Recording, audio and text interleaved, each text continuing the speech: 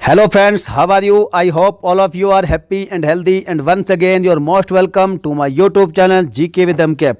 तो साथियों, जो भी मेरे प्यारे बच्चे, जो भी छात्र छात्रा जो भी यूपीएसआई का एग्जाम दे रहे हैं अर्थात यूपी दरोगा का एग्जाम दे रहे हैं या फिर इसके अलावा कोई एसएससी जीडी लेखपाल कांस्टेबल और अन्य किसी भी परीक्षा का एग्जाम दे रहे हैं, तो फ्रेंड्स ये वीडियो ज़बरदस्त है, मोस्ट इंपॉर्टेंट है, क्योंकि आप जानते हैं कि हम कंटेंट के साथ भी कोई खिलवाड़ नहीं करते। हम आपको कंटेंट वो देते हैं जो आपके काम आने वाला होता है, इसलिए ये वीडियो भी उसी का एक प्रमाण है। और फ्रेंड्स, मैं आपसे प्रार्थना करूंगा कि आप बस मेहनत करते रहिएगा, आगे बढ़ते रहिएगा, सफलता एक दिन आपके कदम जरूर चूमेगी। और वर्दी की कसम खा लो, यदि वर्दी पानी है तो साथियों धुआं धुआं तो करना होगा। और ये धमाकेदार जनरल नॉलेज के क्वेश्चन है, सामान्य ज्ञान की जो हमारी सीरीज चली है उसकी तीसरी वीडियो है। भले ही प्रश्न आपको कम मिलते होंगे हमारी वीडियो में, लेकिन आपने देखा होगा हम कंटेंट के साथ में कोई भी खिलवाड़ नहीं करते और पूरे प्रश्न को आपको डिटेल से उसकी तह तक जाकर पूरा समझाने का हमारा प्रयास रहता है कि आपको एक क्वेश्चन से आपके 5-6 प्रश्न तैयार हो जाएं। तो चलिए फ्रेंड्स, हम चीज़ों को कनेक्ट करके पढ़ाते हैं, आप भी आदत डाल लीजिए कनेक्ट करके पढ़ने की। तो चलिए वीडियो को धुआं करते हैं, वीडियो को शुरू करते हैं। पहला प्रश्न इस प्रकार है कि सन 1857 के विद्रोह के समय ब्रिटिश प्रधानमंत्री कौन था? जबरदस्त क्वेश्चन है भाई साहब। चर्चिल, पामस्टन, बार एटली या फिर ग्लैडस्टोन? तो इसका राइट आंसर हो जाएगा ऑप्शन नंबर बी, पामस्टन। आप जानते हैं कि फ्रेंड्स 11 मई 1857 का जो महान विद्रोह था और शुरू कहाँ से हुआ था? तो मेरठ से हुआ था शुरू, और यह भारत का पहला स्वतंत्रता संग्राम माना जाता है। और आपको मालूम है इस स्वतंत्रता संग्राम के बारे में, जो अंतिम मुगल बादशाह थे बहादुर शाह जफर, इन्हें जो है इस विद्रोह का नेतृत्व सौंपा गया था और कानपुर में सौंपा गया था अंतिम मराठा पेशवा बाजीराव द्वितीय के दत्तक पुत्र नाना साहब को। बरेली में किसे सौंपा गया था? तो भाई साहब बरेली में सौंपा गया था खान बहादुर को। बिहार में जगदीशपुर के जमींदार कुंवर सिंह को, और झांसी में इसका नेतृत्व किया था रानी लक्ष्मीबाई ने। फतेहपुर में अजीमुल्ला ने, इलाहाबाद में लियाकत अली ने, और लखनऊ में किया था भाई साहब बेगम हजरत महल ने। अब ये सब मैं क्यों बता रहा हूं? क्योंकि मैं इसलिए बता रहा हूं कि सारी चीजें इस क्वेश्चन से कनेक्टेड है, रिलेट करती है। और मैंने आपको बताया कि आपको यदि पढ़ना है तो रिलेट करके पढ़ा करिए, आदत डालिएगा, क्योंकि आपको 1 से 5-6 क्वेश्चन, एक प्रश्न में से 5-6 क्वेश्चन आपके याद हो जाएंगे। तो लखनऊ में किसने किया था इसका नेतृत्व? बेगम हजरत महल ने किया था। और इस विद्रोह के समय ब्रिटेन में प्रधानमंत्री थे ऑप्शन नंबर बी, पामस्टन। आप जानते हैं विंस्टन चर्चिल के बारे में, ये दूसरे विश्व युद्ध के समय ब्रिटेन के प्रधानमंत्री थे। याद रखना, यदि कोई विश्व इतिहास का क्वेश्चन बन गया तो भाई साहब ये क्वेश्चन बहुत फंसता है कि दूसरे विश्व युद्ध के समय ब्रिटेन के प्रधानमंत्री कौन थे? तो भाई साहब वे थे विंस्टन चर्चिल। और जो ये बार एटली है, ये जब सेकंड वर्ल्ड वॉर खत्म हुआ था, समाप्त हुआ था, तो उसके बाद ब्रिटेन के प्रधानमंत्री बने। देखिए यहां दोनों में कंफ्यूजन हो जाता है, ये सेकंड वर्ल्ड वॉर समाप्त होने के बाद ब्रिटिश पीएम बने थे और ये सेकंड वर्ल्ड वॉर के समय ब्रिटिश पीएम थे, याद रखना। और पामस्टन सन 1857 की जब क्रांति हुई थी भारत में, तब उस समय पर ब्रिटेन के ये पीएम थे। चलिए आगे बढ़ते हैं, क्वेश्चन नंबर 2। इस्तेमारी बंदोबस्त किसने लागू किया था? Lord Wellesley, Lord Warren Hastings, Lord Cornwallis या फिर लॉर्ड डफरिन? जबरदस्त क्वेश्चन है, इसका राइट आंसर क्या होगा? इसका फ्रेंड्स राइट आंसर हो जाएगा आपका option number C, Lord Cornwallis. देखिए जब इस्तेमारी बंदोबस्त लागू किसने किया था? लॉर्ड कॉर्नवालिस ने किया था। थोड़ा सा डिटेल से और समझिएगा। जो स्थायी बंदोबस्त मूल रूप से किसने, सर जॉन शोर ने कब 1789 ईस्वी में इस पद्धति की रूपरेखा रखी थी, और इसे गवर्नर जनरल लॉर्ड कॉर्नवालिस ने। राजस्व बोर्ड के प्रधान कौन थे? सर जॉन शोर, तथा ये क्लर्क थे जेम्स ग्रांट। उनसे बहुत विस्तार से व्यापक रूप से विचार विमर्श करने के बाद, चर्चा करने के बाद इसे लागू किया था। और जो ये स्थायी बंदोबस्त है इसको जमींदारी, बिस्वेदारी, मालगुजारी, जागीरदारी तथा इस्तेमारी, इन सब नामों से भी जानते हैं। याद रखना, किसी भी तरह से पूछा जा सकता है, क्या इसे कहते हैं? बताइए स्थायी बंदोबस्त को जमींदारी, बिस्वेदारी, मालगुजारी, जागीरदारी और इस्तेमारी बंदोबस्त, इन सब नामों से जाना जाता है। और सबसे स्टार्टिंग में, आरंभ में यह कितने, मात्र 10 वर्षों के लिए लागू किया गया था। 10 वर्षीय व्यवस्था के रूप में 1790 ईस्वी में। कब? 1790। देखिए मैं आपको सारी चीज समझाऊंगा इसके बारे में। 1790 ईस्वी में मात्र 10 वर्षों के लिए लागू किया था, जो 22 मार्च 1793 ईस्वी को स्थायी बंदोबस्त के रूप में स्थापित कर दी गई थी। और मई 1793 में लॉर्ड कॉर्नवालिस ने कॉर्नवालिस कोड का प्रथम नियम बनाया था। कब? 1793 ईस्वी में कॉर्नवालिस कोड का प्रथम नियम बना था। तो चलिए फ्रेंड्स, मोस्ट इंपोर्टेंट क्वेश्चन है, तो बस इतना याद रखिएगा। इस्तेमारी बंदोबस्त या फिर जिसे हम विश्वेदारी, जमींदारी, मालगुजारी या जागीरदारी, इन सब नामों से भी जानते हैं। तो ये लागू किया था किसने? लॉर्ड कॉर्नवालिस ने। चलिए आगे बढ़ते हैं। Question number 3, Hindustan socialist Republic association की स्थापना किसने की थी? वीडी सावरकर ने, उधम सिंह ने, भगत सिंह ने या फिर चंद्रशेखर आजाद ने? तो इसका राइट आंसर होगा option number D, Chandrashekhar Azad ने ही हिंदुस्तान सोशलिस्ट रिपब्लिकन एसोसिएशन की स्थापना की थी। तो कब की थी? सन 1928 में दिल्ली में की थी। कब? सन 1928 में। कहां पर? दिल्ली में की थी। भाई साहब याद रखना। और भगत सिंह ने क्या किया था? भगत सिंह ने, बताइए, नारा क्या दिया था? तो भगत सिंह ने नारा दिया था इनकलाब जिंदाबाद का नारा दिया था। और जो सुभाष चंद्र बोस थे, उन्होंने कहा था कि दिल्ली चलो और जय हिंद का नारा किसने दिया? सुभाष चंद्र बोस ने। ये नारे भी याद रखिएगा। और वीर सावरकर ने किसकी स्थापना की थी, या फिर कौन सा संगठन बनाया था इन्होंने? तो वीर सावरकर ने संगठन बनाया था अभिनव भारत के नाम से। कौन सा? अभिनव भारत नामक संगठन का निर्माण किया था विनायक दामोदर सावरकर ने। चलिए आगे बढ़ते हैं, सभी फैक्ट याद रखिएगा। क्वेश्चन नंबर 4, नेहरू राष्ट्रभक्त हैं जबकि जिन्ना राजनीतिज्ञ, यह कथन किसका था? सरदार पटेल का, मोहम्मद इकबाल का, महात्मा गांधी का या फिर मौलाना अबुल कलाम आजाद का? तो फ्रेंड्स, इसका राइट आंसर है option number D, Maulana Azad ने कहा था कि नेहरू राष्ट्रभक्त हैं, जबकि जिन्ना क्या है? राजनीतिज्ञ हैं। और मौलाना अब्दुल कलाम आजाद ने अपनी जो पुस्तक है, पुस्तक का नाम क्या था? India wins freedom. याद रखिएगा, इंडिया विंस फ्रीडम। इसमें यह कथन लिखा था कि नेहरू राष्ट्रभक्त हैं जबकि जिन्ना राजनीतिज्ञ। याद रखिएगा, यदि आपसे ये इस तरह का क्वेश्चन पूछा जाएगा तो आपसे पुस्तक का नाम भी पूछा जा सकता है कि किस पुस्तक में मौलाना आजाद ने ये बात लिखी थी। तो भाई साहब, उसका नाम है इंडिया विंस फ्रीडम। याद रखिएगा। और सरदार पटेल को क्या कहते हैं? सरदार पटेल को हम लौह पुरुष के नाम से जानते हैं। और मोहम्मद इकबाल ने, इन्होंने क्या कहा था? इन्होंने सारे जहां से अच्छा हिंदुस्तान हमारा, इसका नारा दिया था। जबकि महात्मा गांधी ने, आप जानते हैं, भारत छोड़ो, करो या मरो, हे राम जैसे नारे इन्होंने दिए थे महात्मा गांधी ने। तो याद रखिएगा, इसका राइट आंसर क्या होगा? Option number D, Maulana Abul Kalam Azad ने कहा था कि नेहरू राष्ट्रभक्त हैं जबकि जिन्ना राजनीतिज्ञ। और अभी हाल ही में एक बड़ा ही विवाद चल रहा है उत्तर प्रदेश में। मैं नाम तो नहीं लेना चाहूंगा, लेकिन एक मुख्य पार्टी के अध्यक्ष हैं, नेता हैं, जिन्होंने हाल ही में एक बड़े मंच पर बड़े भाषण के दौरान ये कह दिया गलती से, या कैसे भी कह लीजिए, गलती से या जानबूझकर, मैं नहीं जानता इस बात को या ना मैं कह सकता। तो उन्होंने जिन्ना को राष्ट्रभक्त बता दिया। और जिन्ना ने सरदार पटेल और महात्मा गांधी, जवाहरलाल नेहरू के साथ में तुलना कर दी। किसकी? जिन्ना की। और कहा कि वो बहुत बड़े राष्ट्रभक्त थे। और बहुत बड़ा इस पर विवाद हो गया, बहुत बवाल मचा हुआ है हाल ही में, अभी न्यूज में ये चल ही रहा है। तो चलिए, हमें राजनीति से ज़्यादा कोई मतलब रखना नहीं चाहिए। राजनीति आनी जरूर चाहिए और पता भी होना चाहिए, लेकिन आप पहले पढ़ाई करिएगा, अपना सिलेक्शन पाइएगा, उसके बाद जो करना है वो करिएगा।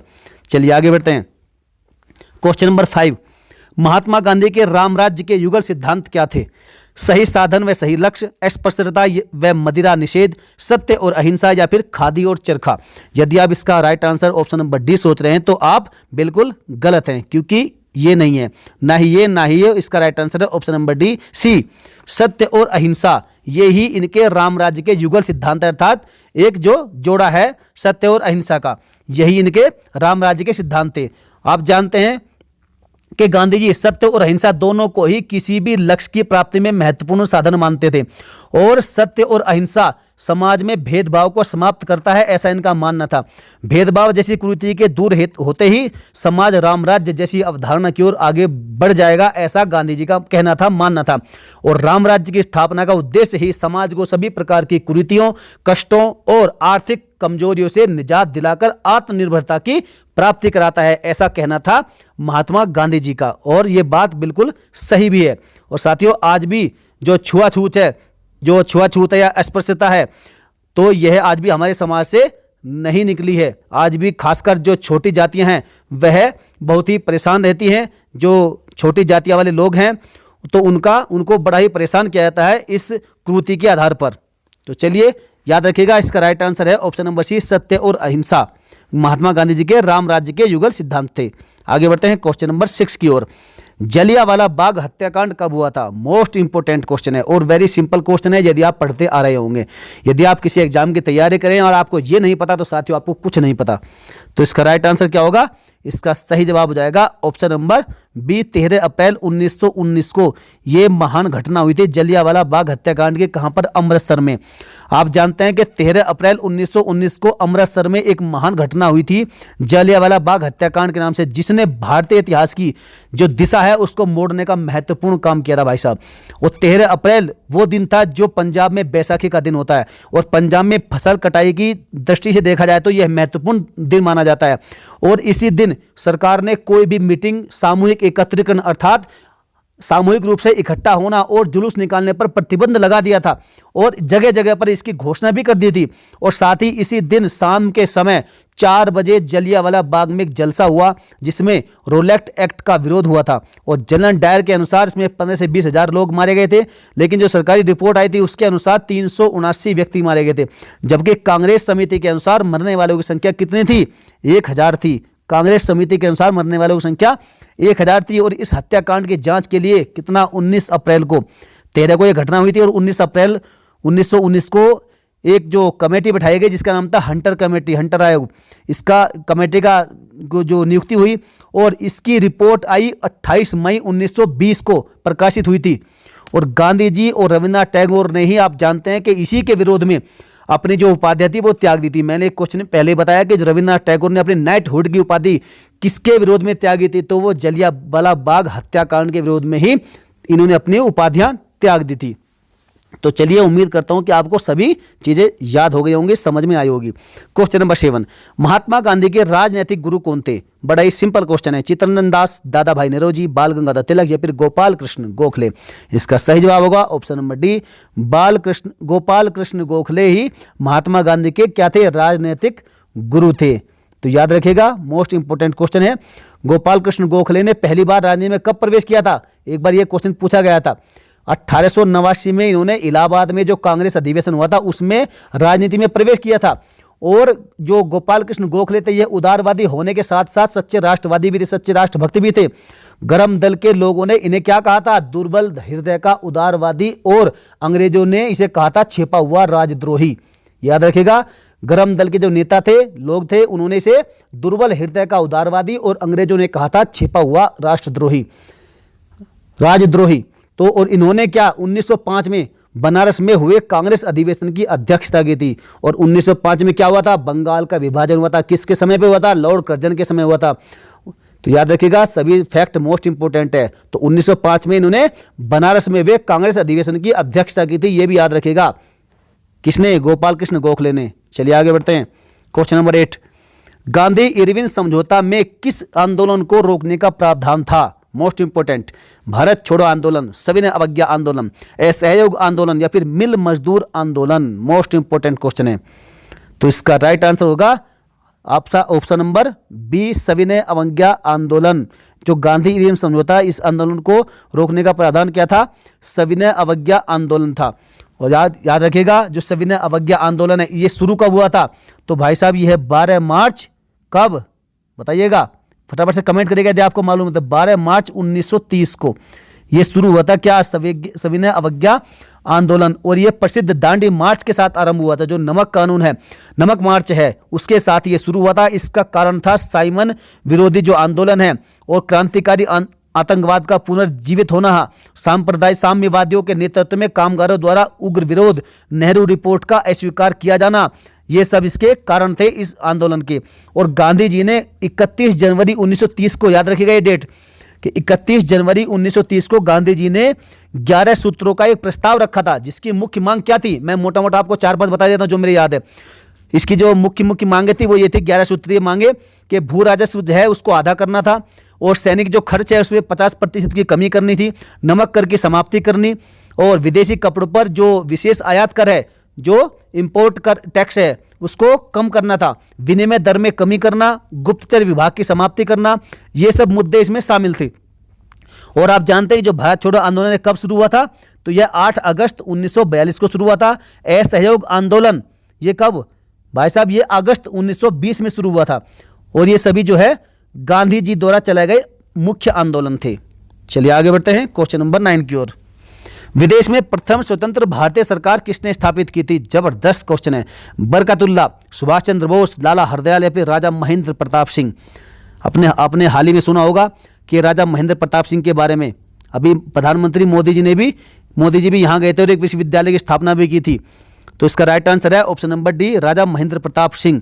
इन्होंने ही जो है सबसे पहले विदेशों में भारतीय सरकार स्थापित की थी और विदेशों में प्रथम भारतीय सरकार की स्थापना राजा महेंद्र प्रताप सिंह ने कब 1915-16 में काबुल में की थी। याद रखिएगा, अफगानिस्तान के काबुल में की थी और जर्मनी ने सरकार को मान्यता भी प्रदान कर दी थी।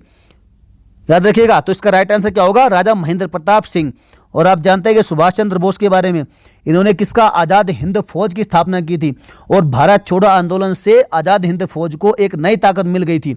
और मलाया में ब्रिटिश विरोधी प्रदर्शन भी इन्होंने किए थे सुभाष चंद्र बोस की आज़ाद हिंद फौज ने। याद रखिएगा, सारे फैक्ट मोस्ट इंपोर्टेंट है। चलिए आगे बढ़ते हैं।